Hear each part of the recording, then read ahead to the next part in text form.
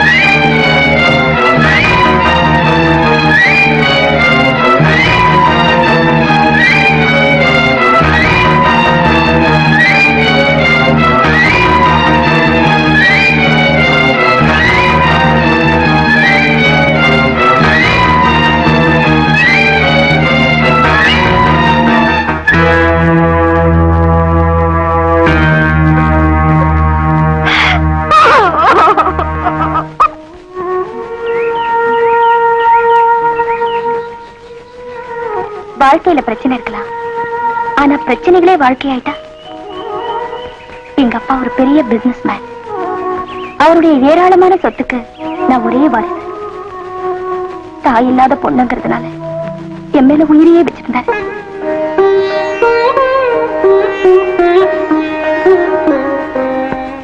என்ன ஆம்பளை மாதிரி வளர்க்கணும்னு ஹார்ஸ் ரைடிங், ஹண்டிங் எல்லாம் கத்துக்க வச்சாரு.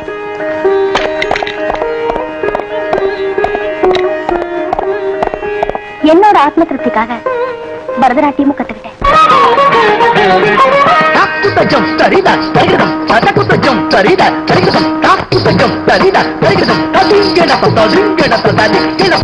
வாழ்க்கை அமைதியா தான் போயிட்டு இருந்தது.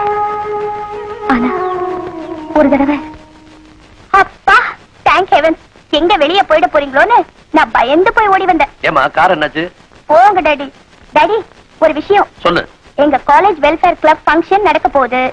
அதுல நீங்க அவசியம் சீஃப் கெஸ்டா கலந்துக்கணும்னு எங்க பிரின்சிபல் சொல்லி அனுப்பிச்சிருக்காரு. No baby, I am sorry, எனக்கு நிறைய வேலை இருக்கு. டாடி ஃபார் யுவர் இன்ஃபர்மேஷன், அந்த ஃபங்க்ஷன்ல என்னோட டான்ஸ் ப்ரோகிராம் இருக்கு. இப்ப சொல்லுங்க, வருவீங்களா மாட்டீங்களா? நாட்டி கேர்ள், என் வீக் பாயிண்ட் எதுன்னு தெரிஞ்சு அடிச்சிட்டு இல்ல வரேன். அப்பாவுக்கும் மகளுக்கும் இருக்கிற பாசம் வீக் பாயிண்ட் இல்ல டாடி, பவர்ஃபுல் பாயிண்ட். கரெக்டா சொன்னேன். என்ன சிவா சொல்றேன்?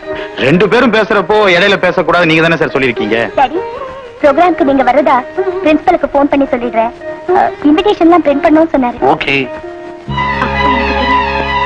அந்த ஃபங்க்ஷன் அவர் அநியாயமா கொலை பண்ணிடுவாங்கன்னு. எங்க அப்பாவை கொலை செஞ்சவனை கண்டுபிடிக்கவே முடியல. தலைமுறை தலைமுறைக்கு தேவைன்னு எங்க அப்பா சேர்த்து வச்ச சொத்து என் தலைக்கு பாரமா போச்சு. ஒரு நாள் எங்க அப்பா கிட்ட பிஏவா இருந்த சிவா என்ன பார்க்க வந்தா. துக்கம் விசாரிக்கத்தான் வரான்னு நினைச்சேன். ஆனா நீங்க நினைக்கிற மாதிரி உங்க அப்பா புத்தரோ நல்லவரோ இல்ல. உங்களுக்காக சேர்த்து வச்சிருக்கிற இவ்வளவு சொத்துக்கு பின்னணியில எல்லா விதமான சமூக விரோத செயல்களுக்கும் பங்குண்டு. அதுக்கெல்லாம் அவர் பாஸ், நான் அவருடைய ரிங் லீடர். உங்களுக்கும் உலகத்துக்கும் அவர் ஒரு எம்டி, நான் அவருடைய பிஏ. உங்களுக்கு ஞாபகம் இருக்குன்னு நினைக்கிறேன், ஒரு நாள் உங்க காலேஜ் ஃபங்க்ஷன் விஷயமா நீங்க அவர்கிட்ட பேசிட்டு போனதுக்கு அப்புறம், சார் அந்த டேட்ல எந்த வேலை இருந்தாலும் கேன்சல் பண்ணிடு, எனக்கு என் மக ப்ரோகிராம் தான் முக்கியம். அவ கிழிக்கிற கோட்டை நான் தாண்ட மாட்டேன். நீங்க கிழிக்கிற கோட்டை நிச்சயமா அவ தாண்ட மாட்டா. கல்யாண விஷயத்துல கூடவா? Sure, why not. நான் ஒரு பொம்மையை காட்டி அது கழுத்து நீட்டினா கூட நீட்டுவா. சந்தேகப்படுறியா? இவ்வளவு சொல்லி நான் எதுக்கு சார் சந்தேகப்படணும்? ஆனா பொம்மைக்கு எதுக்கு சார் கழுத்தை நீட்டணும்? எனக்கு சார், உனக்கு என் மகளையா? ஏன் கூடாதா சார்? தொழில்முறை கூட்டாளியா உங்களுக்காக பல தடவை என் உயிரை பணையம் வச்சிருக்கேன். அந்த பாசம் விட்டு போகாம இருக்கிறது ரெண்டு பேருக்குமே நல்லது. அதனால உங்க மகளை எனக்கு கல்யாணம் பண்ணி வச்சா தொழில் ரகசியம் குடும்ப ரகசியம் ஆயிடும். என்ன பிளாக்மெயில் பண்ற நீ? சாரி சார், நான் தெரியாம கேட்டேன். நான் கேட்டது நியாயமா படலைனா என்ன மன்னிச்சிருங்க சார். மன்னிக்கிறதா? You bloody rogue. உன்னை ஒரு நிமிஷம் இங்க வச்சிருக்கிறது எனக்கு தான் ஆபத்து. You are dismissed. You are fired. Get out. சாதாரணமா டிஸ்மிஸ்னா வேலையில இருந்து டிஸ்மிஸ்னு அர்த்தம். அண்டர் கிரவுண்ட் வேலையில டிஸ்மிஸ்னா உலகத்தை விட்டே டிஸ்மிஸ்னு அர்த்தம். ஒண்ணு கேட்டேன், இல்லன்னு சொல்லிருக்கலாம், அது அவரோட உரிமை. இல்ல உன்னை விட நல்ல மாப்பிள்ளையா பாத்திருக்கேன், நீ ரொம்ப லேட்டுடான்னு சொல்லிருக்கலாம். அது அவருக்கு கௌரவம். அதை விட்டுட்டு என்ன பொறுக்கி நாயின்னு கூப்பிட்டாரு. இப்ப சொல்றேன் கேட்டுக்க. நீ கட்டி இருக்கிற சேலை, தங்கி இருக்கிற இந்த பங்களா எல்லாமே என்ன மாதிரி பொறுக்கி பசங்க உங்க அப்பனுக்கு சம்பாதிச்சு கொடுத்தாதான். உங்க அப்பா அடிக்கடி அவருடைய தொழில் தர்மத்தை சொல்லி தருவாரு. டேய் சிவா, ஒண்ணு கொல்லணும், இல்ல உன்னை கொன்னுடுவானுங்க. ஒண்ணு தின்னணும், இல்ல உன்னை தின்னுடுவானுங்க. நான் முந்திட்டேன், உங்க அப்பனை தின்னுட்டேன்.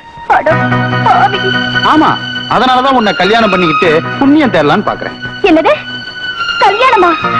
உங்க அப்பனை கொன்னுட்டு உன்னை அனாதையாக்கின பாவத்துக்கு ஒரே பரிகாரம் உன்னை நான் கல்யாணம் பண்ணிக்க போறது. நீ நினைச்சா மட்டும் போதுமா? அட, போதும்னு நான் நினைக்கிறேன். போதாது நீ நினைச்சா அந்த நினைப்பு தப்பு நிரூபிக்கிற பலம் இப்ப என்கிட்ட இருக்கு. உன்னால என்ன எதுவும் செய்ய முடியாது. செய்ய முடியாதுங்கிறது இல்ல, செய்ய மாட்டேன். கல்யாணம்னு ஒண்ணு உனக்கு நடந்தா அது என்னோடதான். காய்ச்சின பால்லையும் காத்துட்டு இருக்கிறதுலயும் ஒரு தனி சுவை இருக்கு.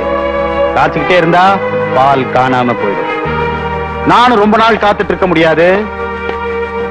ஏன்னா உன் அழகும் இளமையும் வீணாக கூடாது. சீக்கிரமா ஒரு முடிவுக்கு வா. அப்ப சும்மா மிரட்டிட்டு போறான்னு தான் நினைச்சேன். ஆனா இன்னைக்கு வரைக்கும் என்கிட்ட கடுமையாவே நடந்துக்கிறேன். எனக்குன்னு யார் உதவிக்கு வந்தாலும் ஒண்ணு அவங்களை கொன்னுடுறா, இல்ல விலை கொடுத்து வாங்கிடுறா. இதுவரைக்கும் இப்படித்தான் நடந்துகிட்டு இருக்கேன். நடந்தது போகட்டும். இனிமே உனக்கு எப்படி நடக்கணும்னு ஆசைப்படுறேன், அதை சொல்லு. மனசை உங்ககிட்ட கொடுத்துட்டேன். ஆசையை மட்டும் வேற யார்கிட்ட சொல்ல போறேன். இவனோட மிரட்டல்ல இருந்து விடுதலை வேணும். எதிர்கால வாழ்க்கையில எனக்கு ஒரு நிம்மதி வேணும். அந்த அயோக்கியனுடைய அட்டகாசத்துக்கு ஒரு முற்றுப்புள்ளி வைக்கணும். முடியுமா உங்களால? முடியுமாவா? நான் வந்த வேலை, நீ தந்த வேலை, இப்ப அது என் சொந்த வேலை. இனிமேதான் பார்க்க போற சக்தி வேலை. நான் சூட போற வெற்றி மாலை. இப்ப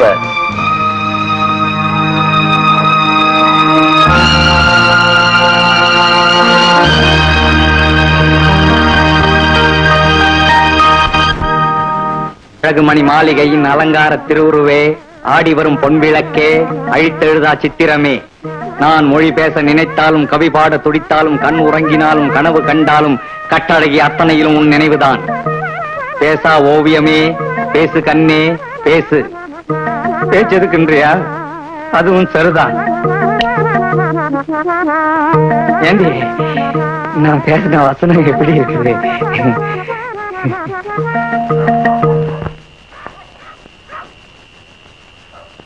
என்ன தம்பி இங்க உட்காந்துருக்க? சும்மா காத்தாடா.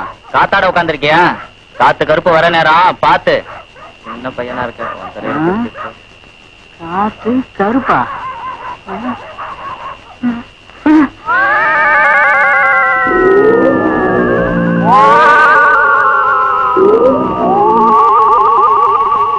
ஐயோ, பயமா இருக்கேன். பைவாய் விட்டு போயிட்டியே. பாட்டு பாடிடுவோமா? அதுக்கு மேல என்ன நடந்துன்னு சொல்லு, இல்ல உன்னை கொன்னு விடுங்க. ஏண்டா செட்டப்பா கேக்குது? செட்டப்பு செட்டப் ஒரு வயசு வேணா? செட்டப்போட வந்திருக்கேன் பாரு.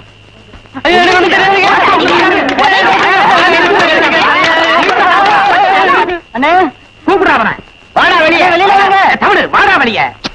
இந்த கைத்தறிக்கு நேரங்காலமே தெரியாது. அடி வாங்க போறான் போ. தவிடு வாடா வெளியே. எங்க அப்பா கோவிந்தசாமி குரல் மாதிரி இருக்கு. நான் தான் வர சொன்னேன். ஐயோ என்னையா உன் மகன் கத்துறான்? வெளியே வருவான், நீயே கேளு. இதான் சரஸ்வதி சபதம். உன்னை வந்து பேசிக்கிறேன் இரு.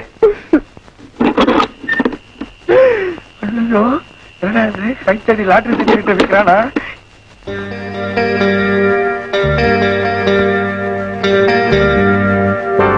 கூப்பிடுறா. அண்ணே அண்ணே.